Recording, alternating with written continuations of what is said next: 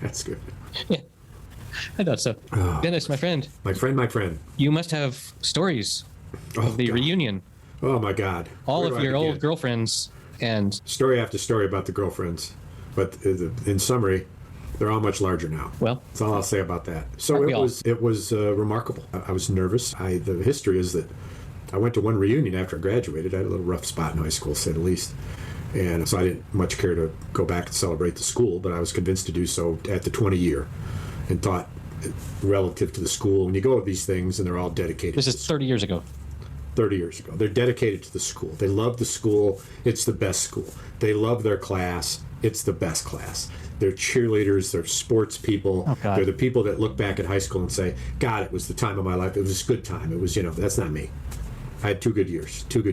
But at any rate, that's the history. And so I might have seen you 30 years ago.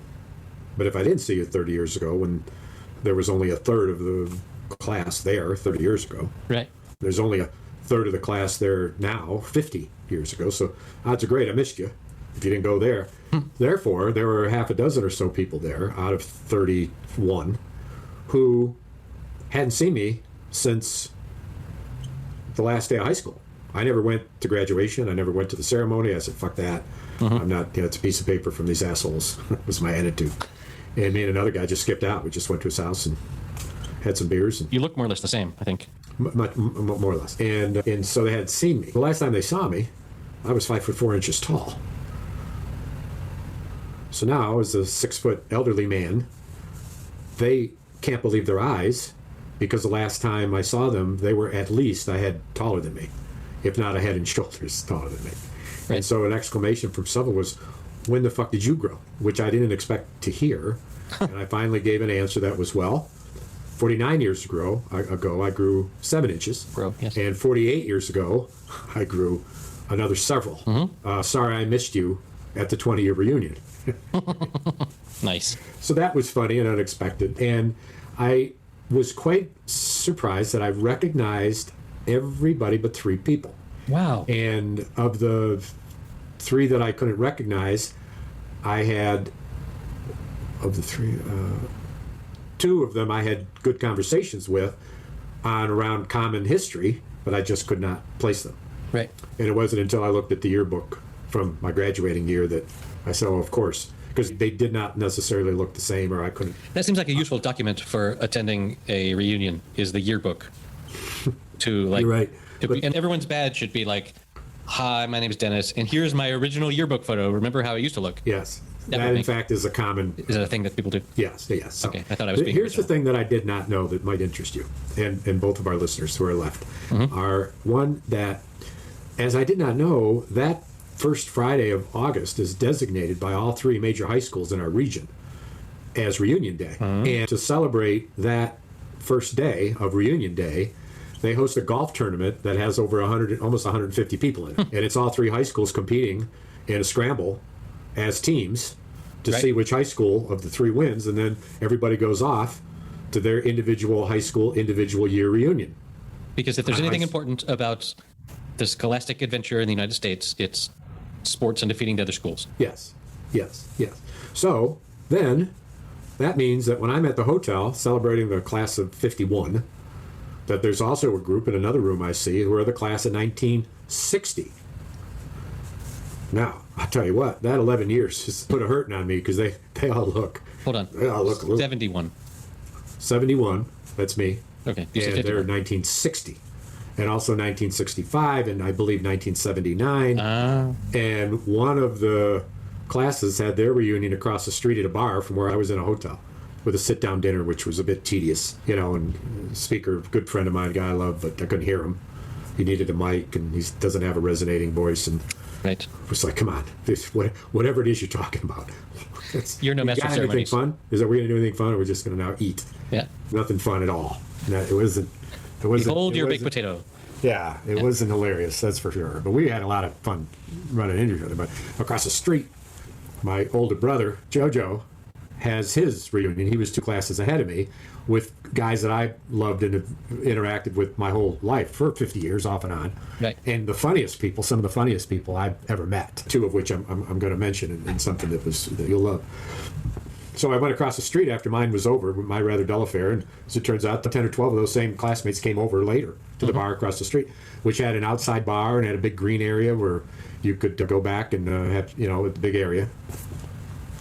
And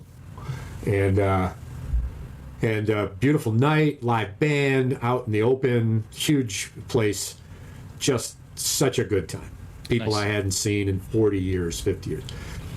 And the recognition I had of people was in the center of their face. If you consider a circle around just someone's eyes, nose, and mouth, Right. as long as you are concentrating on that, you can recognize about anybody, because that hasn't changed. The distance between their eyes and the distance between their eyes and the nose, which was probably larger, and the distance then of the mouth and how it's positioned on the skull hasn't changed. Algorithm, yes. And so we did all that, and then the next day we have a all Manzeni. It's the name of the school, Cardinal Manzeni. We have an all Manzeni reunion, all classes. Right. I'm walking into at the Elks Club, which is an iconic bar that mentioned goes back forever in my history. Used to be so premier, I would love at any time to be able to get in it because it was so fancy. All oak and all old and all just gorgeous and a beautiful old building. And Yeah, I explored that on Google Street View after you, did you? said that last time. And so it's seen better days.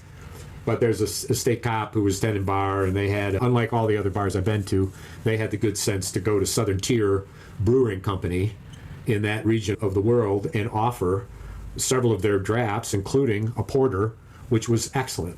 And I've been complaining for 2 days about not having any good beer in the bars and not happy.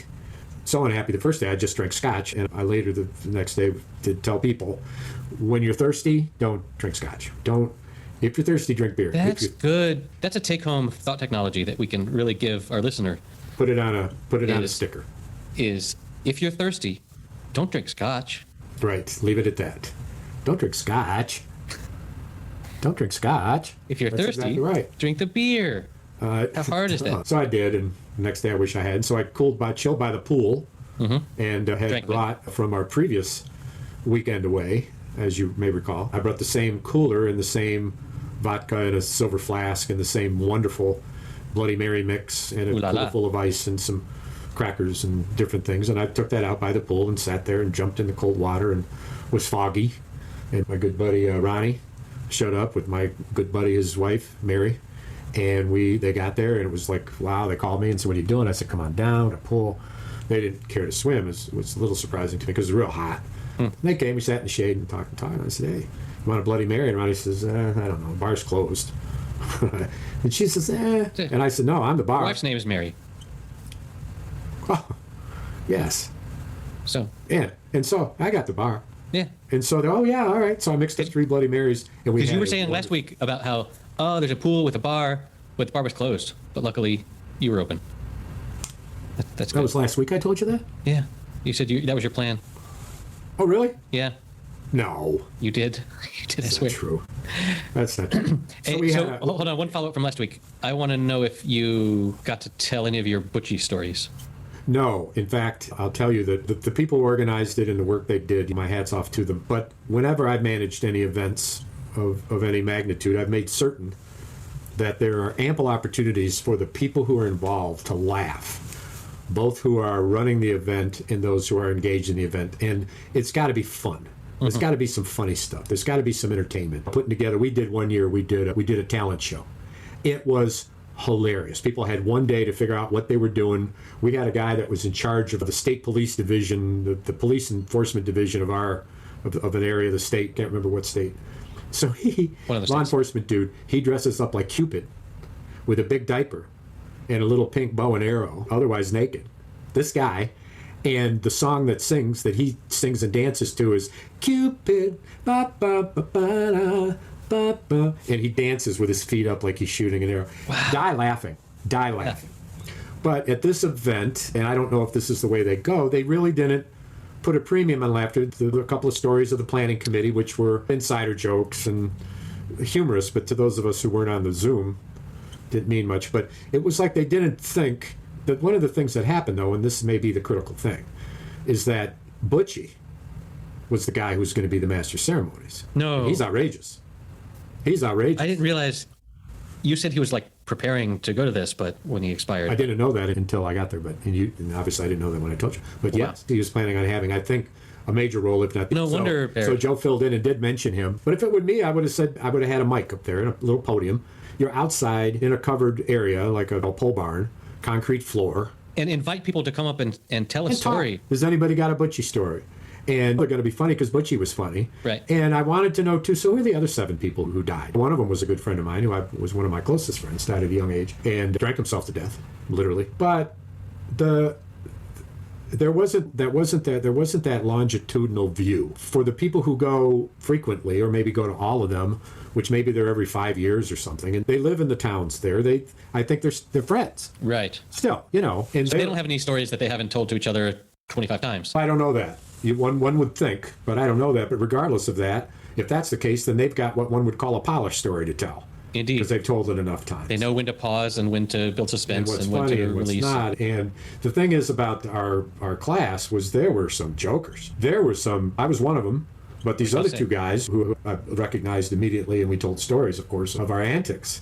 One of the antics, the oft-told story that is legendary, is that in this math class, we had a nun who was gorgeous, who during our years at the high school went from an old Jesuit-style habit that showed nothing but her face to the new dress.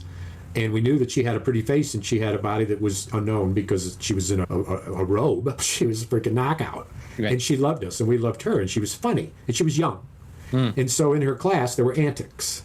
And these 2 dudes, Tommy and Kevin, they would jump off their desk onto the floor on their hands and their toes and scamper to the front of the room in between on all fours with their tongue moving like a lizard, imitating reptiles, who at the slightest sign that Margie Shanley, Sister Margie, was going to turn around, they were back in their desk and they never got caught. And there were 16, 18 students who that's what we would do. And the rest of us, we couldn't laugh, or sometimes that's why she would turn around, because people were laughing, and she might even say, because Tom and Kevin would sit there then innocent as could be, and they were really good at it. So as the history went, so that class, I organized a little post-class meeting with people. I say, hey, folks, stick around. Margie had to go. Sister had to go. And I said, look, this is what I want to do. Blah, blah, blah, blah, blah, blah. Let's do this plan. Everybody's like, good, man. Wait, good, was this your jumping out the window? Yes. Event? So okay. We've heard this before, but repeat. Tom and Kevin and I were reminiscing, and Tom reminded me of pieces I hadn't recalled. But the basic story goes that everyone who attended that meeting knew that at a certain point in time, in response to some innocent thing that the teacher said, I was going to become confrontational and say something about how this makes no sense, and just, and stand up and say it. And whatever I said then would prompt all of the other students to slowly move their desks toward the corner of the room where the teacher was. And Tom said that what we were chanting was long division, and got her cornered. Of course, her desk was up there, so we couldn't get too close. And as planned, Tom, who I recall this, he was the one nearest the window. He opened up the window, and it was very quick. Right. For me complaining about this or that, and then the boom, and then me saying, this makes no sense, I'm out of here. And I just fling myself out the window. I don't crawl on the windowsill and drop down. Yeah. I put my hand on the windowsill and jump out. Nice. And it's called a second story, but it's a story and a half, thank God, because the first story is half underground at the school. And I land there a minute, long enough for the teacher, horrified, thinking death and what, oh my God, just, maybe even screaming, and then seeing me lay there. And then as planned, I'm up and run. But I've been practicing for a week. But what an opportunity. Wait, hold on. Again. You had practiced that jump? Absolutely. I could have broke both my ankles. Okay. So you started with the tentative sitting on the windowsill jumping, and then built your way up to the... Yeah, I think I practiced twice, and I just knew that I had to hit and roll. Hit and roll, yeah. And laying there was, I don't know how much I was laying there, frankly, because I hit and roll, and then, of course, I had to run away. Right.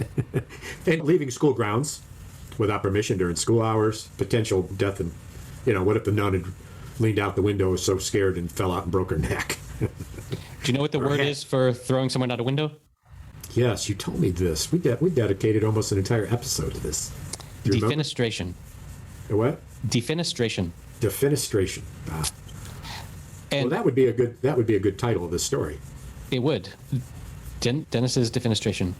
Hey, so that story was told, and it would have been fun for several of us, Right. me, Kevin, and Tom, for example, to come up to the microphone and between the three of us, tell this story about how this happened. Because that's what we did all night anyway in our groups, and very funny stories. And I wonder what became of Sister Marjorie or whatever her name. we don't know, but there was the Saturday after our event, at the Almond Zenny event, two of my brother's classmates, who I recall and had seen over the years, were the co-master of ceremonies, and they had a Catholic principal from another school talk who adopted our school colors and our school mascot in tribute to the only Catholic school in the county, blah, blah, blah.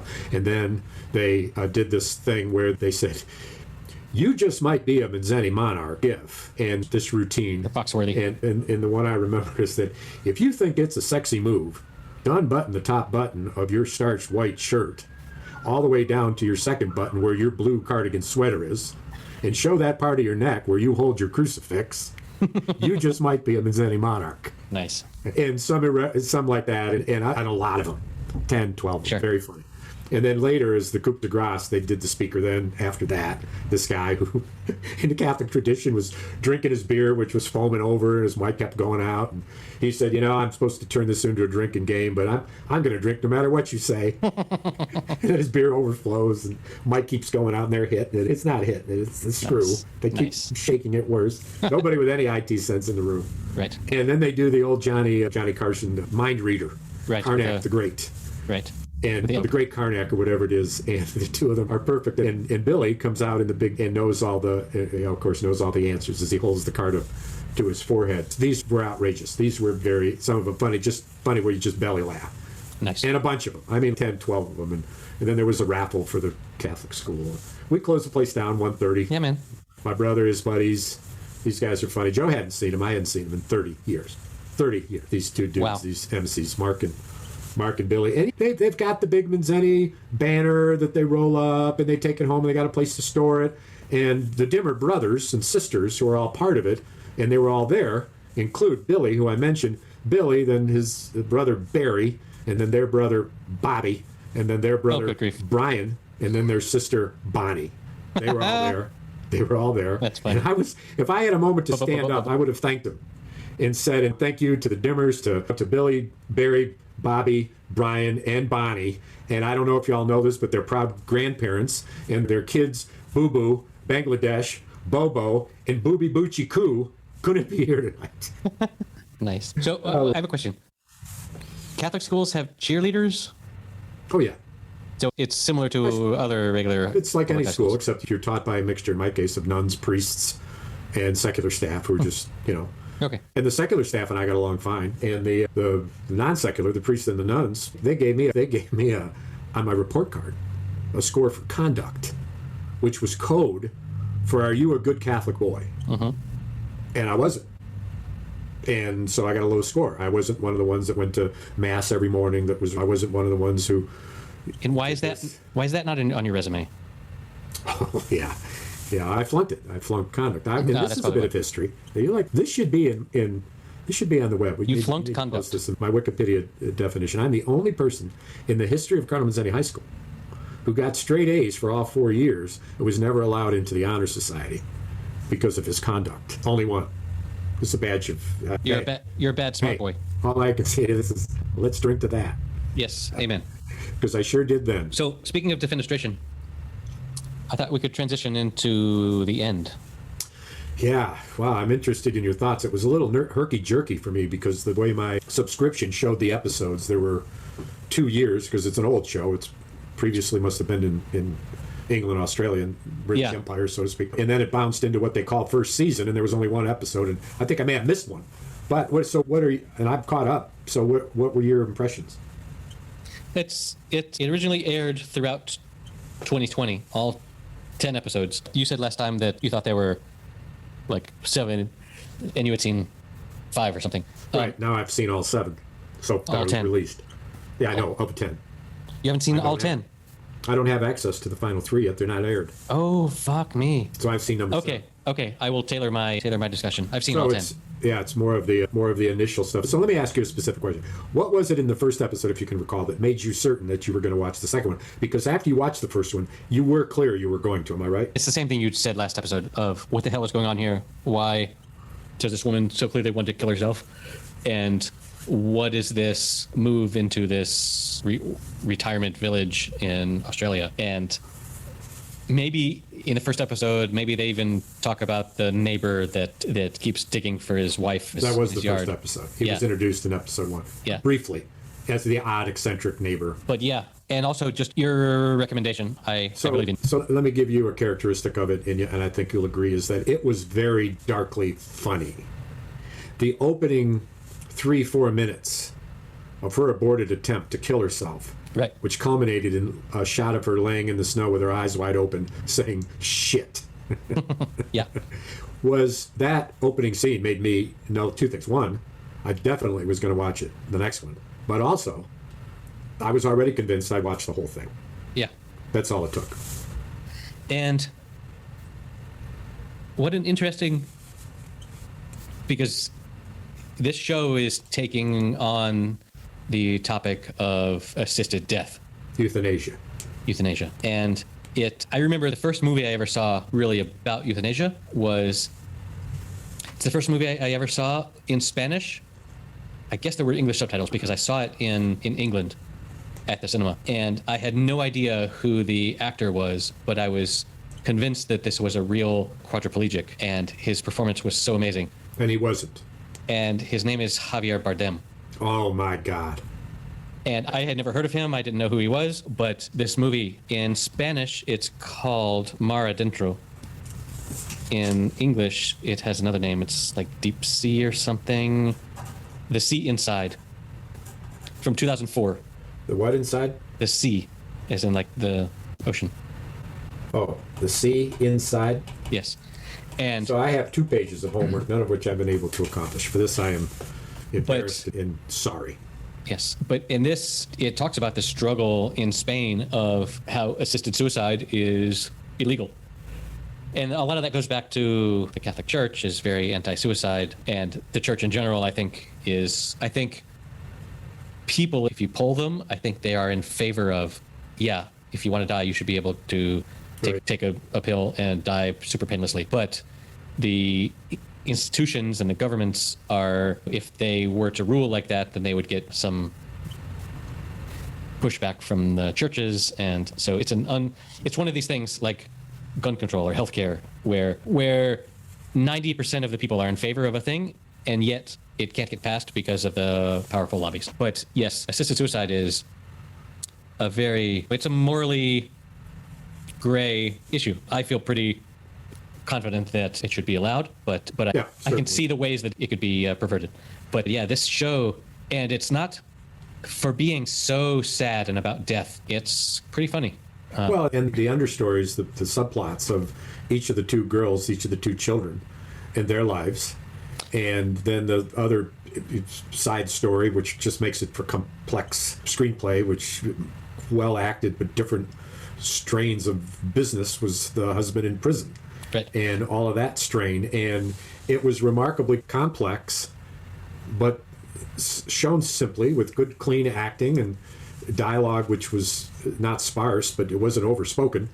And a lot of it very visual and all character driven. It turns out the actor that plays Oberon actually is a trans man. I'm not surprised. She is. Yes, that character is so well played, and I like shows that display that side of humanity that a lot of us don't know incredibly homosexual people like his friend, or trans people. I know a couple of trans people, but just like on Twitter that I know that I was friends with before they transitioned and continue to be after. And that's such an interesting, mind-blowing thing because and thankfully we are to a point, at least, we're not great, but at least in our society, we're to a point where we can somewhat respect those individuals, but it's complicated. There's been tremendous progress. Yes. And I think in that way, because of the multifaceted perspectives of not one or two, but three different kind of areas of life in our world: imprisonment and death and sexuality. Yep. Let's take on all three of these things. Oh yeah. What an ambitious task. And the primary two characters, the mother and the daughter, are just fantastic. They are. Well, and I've looked at their their faces, their portfolio pictures. Right. Not the way they look in the movie. The woman who plays the mother, what's her name? Come on, we shouldn't be calling her the mother. What is her name? Harriet Walter. Yeah, but the character. Her character is Edie. Edie. She's remarkable. Just remarkable. And her portfolio picture shows a woman who looks really different than Edie. Right. To say the least. But she's a big reason I kept coming back, and the woman who plays Katie is no slouch. So yeah, I was hoping that you would seeing it before, and I thought I'll give it a shot. I was hoping that you'd made it to the end of the end, Okay, so we can talk about it. It's 3 weeks, so it gives us something to do in September. If you're ever able to, because so far your homework tastes like bacon to the dog. Except that my homework assignments all require me to have access to that I don't have. Get your and geek, so dude. I know. Well, so I'm gonna get an IT guy. He's gonna come in. Okay. He's gonna fix it walking the way I want it. All right. So, like you did to me last time, what's your action plan? What are your steps? How are you going to accomplish this? Okay, let me do number one right now. Write it down. Oh, there it is already. Call IT. Okay, that's it. That's the plan. Okay, let's revisit this next meeting, and we will. These are meetings now. What you call these? This is too serious. So can I call for a motion to end the meeting? No, you can't. Resume the podcast, or do I have a vote? Are you in charge? Are you? Someone has to be. I know there's a hierarchy here, and somehow I feel like I'm not on the top. No. Okay. Speaking of death, we were a while ago. We left some homework on the table several weeks ago. Oh. Where I actually did my homework, unlike someone else, yes. and I watched Sophie's Choice. Yes. Speaking of death, let's keep this light. But so I was aware of what the choice was, but the movie's not about that. That's just one flashback for 30 seconds is what the choice was. I'd say a little more than that, but it explains, because it's a flashback, it explains her character throughout the rest of the movie. Yes, but it's all this. Like, I had no idea what the movie was, that it was going to be so much of this third wheel friend romance. But it was as much about her husband as it was about her. Right. Kevin Kline's character was the central character on the good, the bad side, good, bad, and neutral in this case. But all three characters. The protagonist, and he was remarkably cruel. And Stinko, what a perfect young character for him, just in awe and in love with both of them. And what a role, because that was like his second ever role in anything. And to knock it out of the park like he did is just unbelievable. Well, and not an easy thing to do when your two co-actors, your two co-stars are freaking Kevin Kline and Meryl Streep. This is the thing about the emotional life of that movie, both anguish and pain from her husband, but from her unspeakable and for the most of the movie unknown sorrow. Her way of letting you know through her looks and her body language of the depth of that sorrow, which just made you so fucking curious as to what actually had happened. And the movie is partly about getting to know that, because that explains how vulnerable she is and how difficult then. I don't remember Kevin Kline's role's name. Was it Stephen? That's all I can come up with is Stephen. That can't be right, though. I doubt it. Nathan Landau.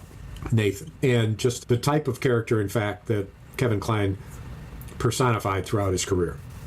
An eccentric, larger-than-life, self-absorbed, completely confident man, although in this case a hopeless alcoholic and a wife beater. But I know him more as a comedy character. He's had that share of that, but in each of those comedies, that's basically his persona. Right. Hey, man, so I got my double jacuzzi.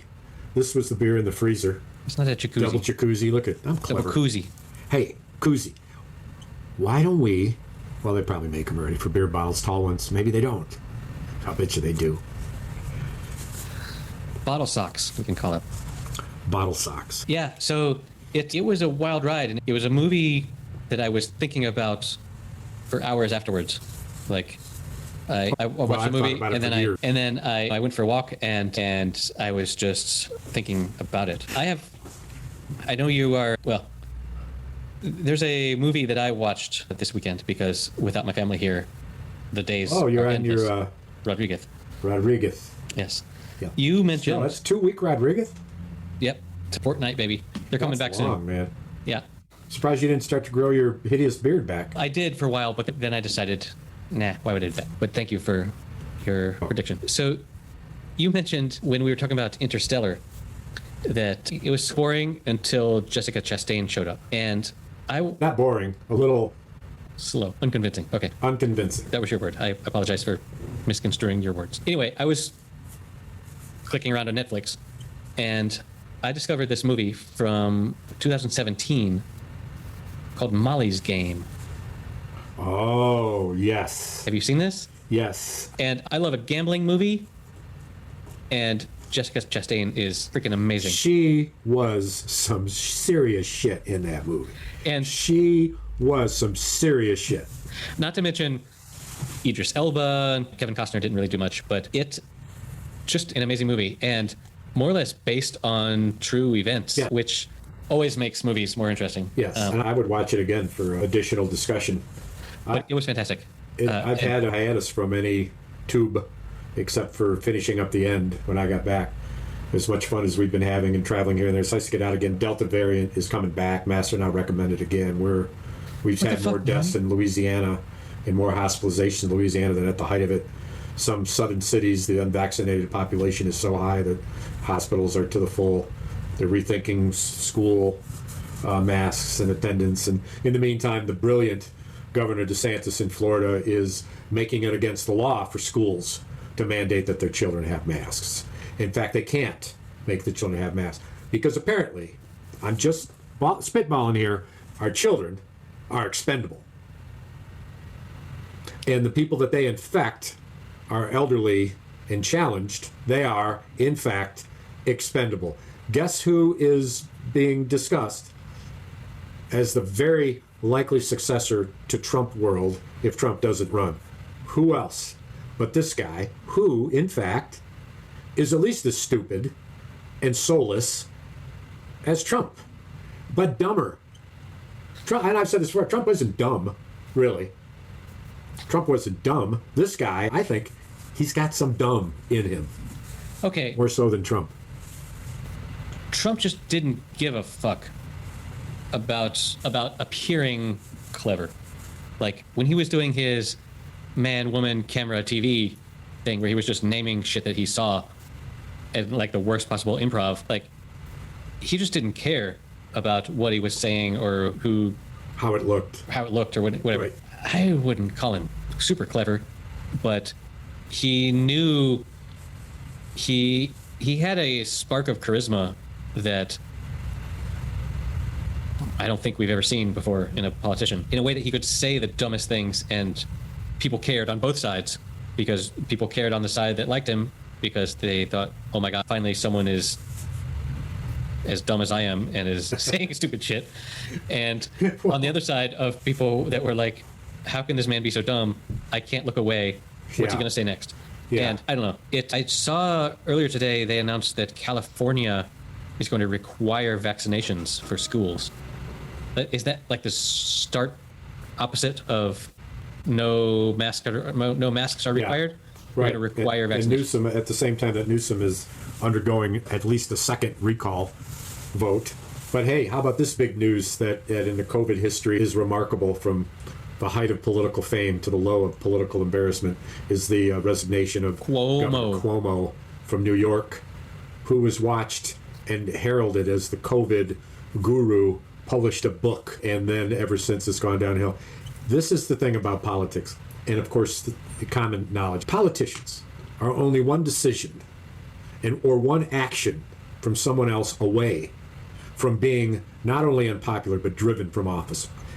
And it has never been, they have never been as appropriately vulnerable as they are now. Except for the previously mentioned orange motherfucker, Orange Man? who there was nothing he could do or say. It's not over yet. It's still in the courts. Yeah, but you just said every politician is one move away from being. You didn't say canceled, but you said canceled. But no one could cancel Trump. He never got canceled, and he won't ever get canceled. I actually think this, that Trump was canceled. He lost the election. And Barely. Barely. Is that what you said, is barely? Barely. I Like should a have bear. known what that T on your T-shirt stood for. So I'm in the Y today taking a shower, and there's this dude who's in the shower, and I know he's a Trumper. And You've mentioned him before. Yes, I have. His name is Jim, little guy. And my buddy from poker, who berated me so much at the Les Poker game that I actually left early, which nobody's done in the years I've been involved. And I saw him, and he's got a political background, and he says, hey, Jim's running for city commissioner. And I decided not to go in the whirlpool because I only had a few minutes. I had 10 minutes, but to see if I could generate some political ill will, because he's a Trumper. With Brian's introduction to that he was running. And the first thing I said was, oh, you're running? Who's your opponent? And his opponent's a guy I know, an 84-year-old dude who's been a city commissioner forever. And I said, oh, I like him. And he walked out of the shower, and they were talking, and they didn't quite hear me. And I came around the corner, and he was walking out, and I said to Brian real loud, I said, he's a Trumper, isn't he? And Brian says, oh, yeah, he's a Trumper. So I go to follow him out while he's drying his hair and shit, and he disappeared, and there was no more. But I was egging. I wanted to say two things to him in this order. Policies aside, what are your values? And then he'd say, values? Your values, your values in life. And maybe he is ready to answer that. He should be. But he'll think of something, and he'll say just good government. And guns and freedom. And looking out for the people and this and that. And then the second follow-up question would be, are you a Trump supporter?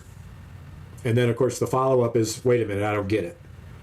If those are your values, how can you support Trump? And they're off to the races. We're off to the races. Whatever those values were, let's use those as a series of topics about the president.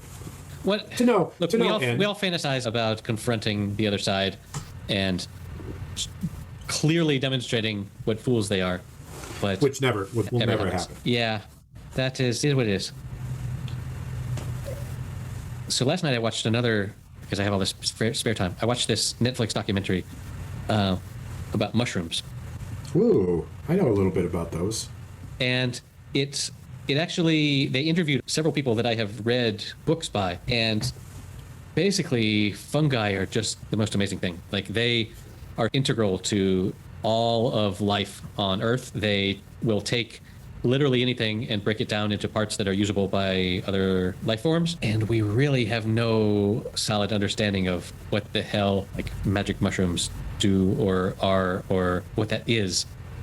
And they briefly touched on this hypothesis that I enjoyed, that maybe one of the reasons that humans became so smart and have such a bigger brain was that our ancestors were eating some shrooms. And by the way, the main guy that's the most expert on this in the whole world, he hates the word shrooms. Paul Stamets is his name. Because it's disrespectful. Yeah, it's a slang. Yeah, it's disrespectful because he very much is like, he thinks maybe that mushrooms are the ones that are really in charge around here, and we need to respect them accordingly because they facilitate communication between plants, between trees and stuff, where the mycelia between trees, the trees can pass food and carbon and stuff through these. It's basically this underground internet of nutrients and resources. Right. And he just believes that they are just the most amazing thing. Anyway, he told this story of when he was a kid, he had a really bad stutter, and he was so anxious about it that he would never look anyone in the eye, and he would always keep his head down. And that's why he, as a kid, found a bunch of fossils and mushrooms, because his head was always down and looking at the ground. But then after he took some mushrooms, he took a way, like 4 or 6 times what you should take to have a really amazing trip on mushrooms. He took a whole bunch of mushrooms one time and had the amazing experience where he like climbed this tree during a thunderstorm, and he was just hugging onto this tree, and there was just lightning and everything around him. And when he woke up, he decided, I'm not going to stutter anymore, and he hasn't since. Wow. So that's wow. I know, right? That's a very happy ending. Yeah, man. Hey, you and I are fun guys, right? I told you the mispronunciation problem I had, that I had a shirt on that the back of it was a giant mushroom, and the front of it said, "I'm just a fungi. Huh? I'm a fungi," or something like that. And for 20 years, I called it Fungi. And I never got it. That's hilarious. And when it was discovered how stupid I was for 20 years, it's a story my brother tells all the time to make people clear that I'm not very smart. Hold on, I have a thought about that. I read recently, and I love it, that if you mispronounce a word that you've only ever read, that should be a badge of honor, because it means that you read a whole shit ton of books, more than you talk to people that know about the sort of shit that you read about. And if you make those mistakes, that should be a thing that you should be proud of. I should get a gold But star. it won't stop your brothers from laughing. No. Well, God, did we have a good time.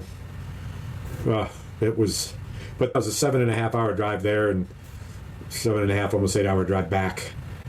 And that is a long drive. It's a long drive. For a Friday to a Friday night event. The day you drive, you got the event, and then that's 1:30 in the morning, and then the next day, and then you leave.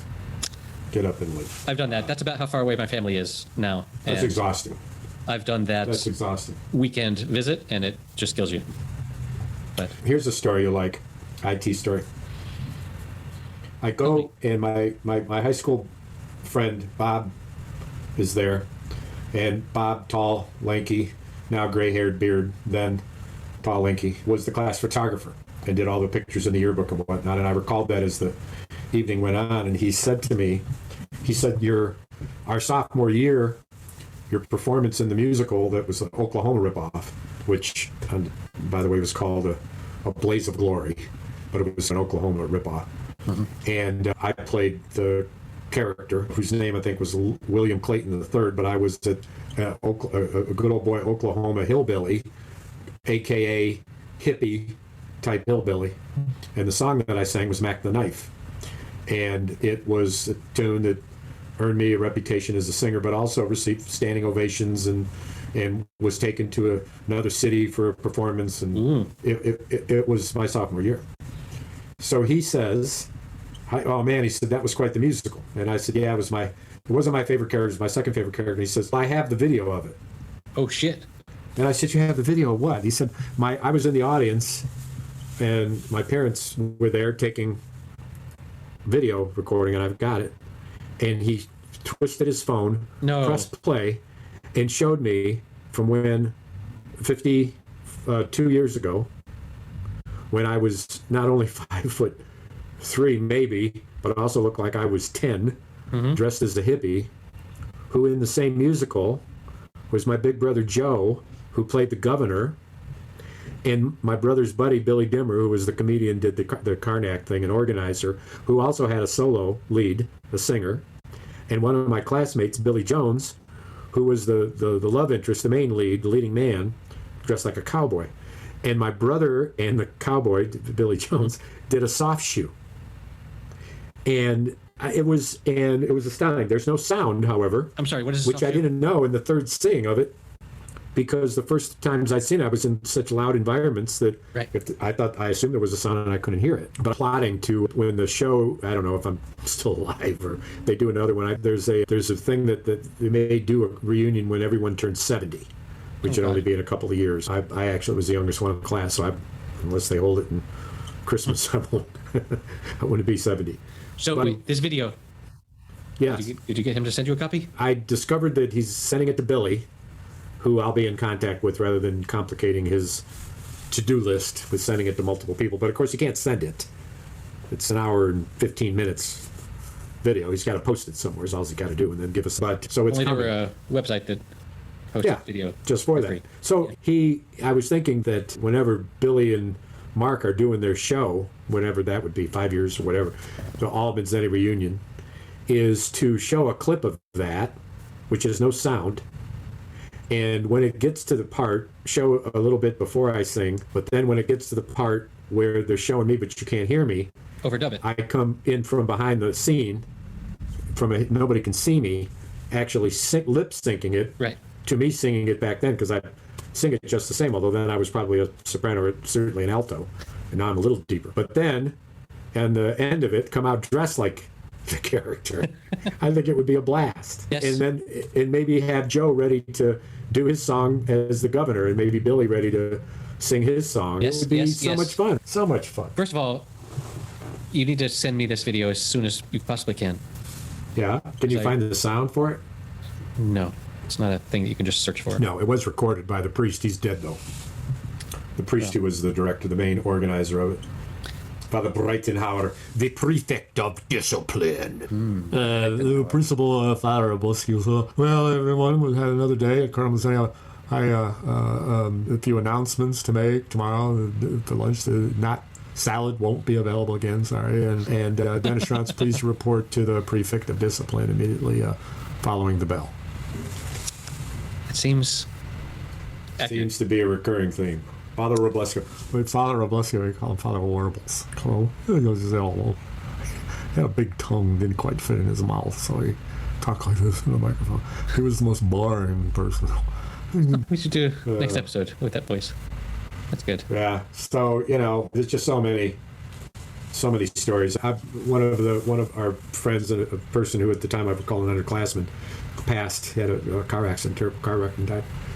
But his sister, who was in my class, and I became close, and she sent me over 40 years ago a message, must have been an email message, it wasn't a letter, about a dream she had. And there was a spiritual side to it, whatnot, and connected with her brother Jim, who had passed on. But one of the stories I would love to have told was that I had this funny thing going on with Big Jim, who was 6'6". And he couldn't play basketball, but boy, he could sure pass him the ball and put it in the hoop. Sure. And a football player, huge kid, huge. And I was the littlest guy. I was literally just above his waist. And I had the shtick with him that became funny in the hallways, where I'd see him and I'd start yelling at him, and he would shirk and be just terribly afraid of me, to be funny. Love it. Yeah. And two things he did when he got tired of that. One was he picked me up and he locked me in my locker, which picked me up because I could fit in a locker, which that's how small I was. But then I continued to irritate him, apparently, and it got too much for him. So the second time, he carried me under his arm, like I was a stick of wood, Right. carried me outside to the back. I mean, we might have been in the back when this occurred, and he picked me up over his head so that I was literally over 8.5 feet in the air, Yep. and he tossed me into a hedge that was about 9 feet tall. A Nice. real gnarly, prickety hedge, which was so gnarly that I literally landed in it and was sitting on it. I didn't fall into it much. Prickly, and oh my Held your God, weight. and I had to roll out, and it was in front of the boarding house where all the priests stayed. God, I would love to have told that story. But it did in individual conversation, or 2 or 3 people standing around. You should have in an event like this, since it only happens so rarely, particularly for the folks who haven't been there at all. Perhaps one guy came and never been there. Is to give him a second to say something. Everyone You know? should have a minute with the mic, and if the crowd is receptive, unlimited time while the crowd is receptive. If Yes. someone gets up and is super boring and wants to nitpick something that happened when they thought that they got an answer right on a test, but they really... Okay, thank you for your story. We're going to take the mic away and give it over to someone else. But if someone is up there telling stories and the crowd is just doubled over laughing, keep going. Right. What could be better than that? Because And the everyone, idea of a- every one of us has a story from high school that really no one else of our classmates remembers. or can remember more of it, or Right. be prepared to remember it. Or that you tell a story and then the next person comes up and says, actually, the way I remember that story Right. is blah, blah, or blah, blah, blah. somebody says, I haven't thought of that in 52 years. Exactly. You're right. Because so there are- it's interesting time zone thing where leading up to the event, from the time that I decided to go and to the time I went, and then to stay there, then come back and then talk about it when I'm back. That's a lot of talk time about that particular period in my life, which I might not have thought for 1 minute for 10 years at a time. Just Right, exactly. Not, doesn't come up, don't think about it, whatever. So Well, it's this. thankfully for this particular project that we're doing, I've heard some stories from your high school through a shoe. You have. And I don't know. I don't know the if defenestration you've story. heard this one. So this, if I had a moment at the mic, and I thought maybe I would going into this. I thought maybe I would. I thought they would say, "Does anybody have a story about Butchie?" Or but they didn't. You, Dennis, I was- here, take the mic. But I would Tell say us a story. whenever I'm from time to time depressed and a trauma wells and swells within my breast. I find some time deep inside of me to fondly walk the lanes of memory. I see missionaries munching on a mission. No, wait. I see cannibals munching on a missionary luncheon. The years may have grown, but the memory stays like the hopes that were dashed when the stock market crashed. Those were the good old days. That is a song from Damn Yankees. And you've got to find this clip from that movie. There was a character in there named Lola, and the song was Whatever Lola Wants, Lola Gets. And it was a fiery, controversial, and this movie has a character in it that is a devil.